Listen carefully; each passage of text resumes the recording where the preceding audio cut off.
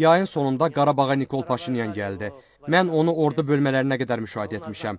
O vəziyyətlə tanış oldu. Eşidirdim, görürdüm ki, silahlı qüvvələrdə nə baş verir. Mən Qarabağ Müdafiə Komitəsindən heç bir məlumat almamışdım. Vəziyyət barədə heç vaxt mənə məlumat verilməyib. Ordu üzərində mənim heç bir səlahiyyətim olmayıb. Bu sizə də məlumdur. İttiham aktında da bu barədə yazılıb. Ermənistan mətbuatında da bu barədə dəfələrlə qeyd olunub və deyilib ki, Qarabağda olan ermənilərin təhlükəsizliyinə görə Ermənistan məsuliyyət daşıyır. Ermənistan silahlı qüvvələri, Qarabağ Müdafiə Ordusu da ora daxilidir. Deməli, Ermənistan təhlükəsizliklə bağlı məsələlərə görə məsuliyyət daşıyır. Sentyabrın 27-sində geniş miqyaslı müharibə başladı. Qarabağın qanunlarına uyğun olaraq biz hərbi vəziyyət elan etməliydik və onu da etdik. Parlamentdə məlumat verildi ki, müharibə başlayıb. Qarabağ ordusunun rəhbərliyi tərəfindən elan olunmuş hərbi qulluğa çağırış başladı. Mənə aydın idi ki, bunun nəticəsi necə olacaq. İlk günlərdən mənim Paşinyanla söhbətim ondan ibarət oldu ki, müharibə nə vaxt dayandırılacaq. Mütəmadi olaraq demək olar, hər gün mən parlament deputatları ilə görüşürdüm. Demək olar, hər gün Bako Sahakyanla və Arkadi Qukasyanla görüşürdüm. Mövzu isə bir dəqiqə tez də olsa, müharibəni dayandırmaq barədə idi.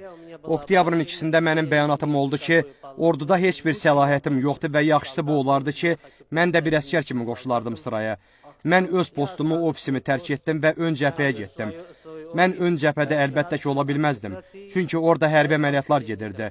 Amma arxa cəbhədə əsgərlərlə görüşdüm. Geri qayıtmaq istəmirdim. Bilirdim ki, nə baş verəcək. Lakin mən həmkarlarımın, dostlarımın təkidi ilə geri qayıtdım.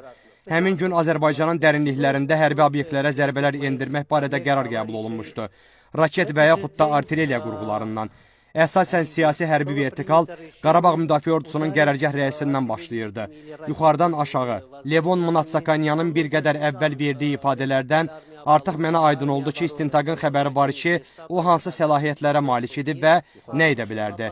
Mən bilmirdim ki, kimin hansı səlahiyyətləri var, hansı silahlardan istifadə olunmalıdır, olunacaq və s. Mən Onik Qasparyandan soruşanda ki, bu qərarlar əsaslandırılmışdımı? O mənə dedi ki, bəli, Azərbaycanın hava limanları bizim əsas hədəfimizdir. Biz o hədəfləri məhv etməliyik. Deyilmişdi ki, elə təəssürat yaranmalıdır. Elə etməliyik ki, güya bu zərbələr Qarabağdan endirilir.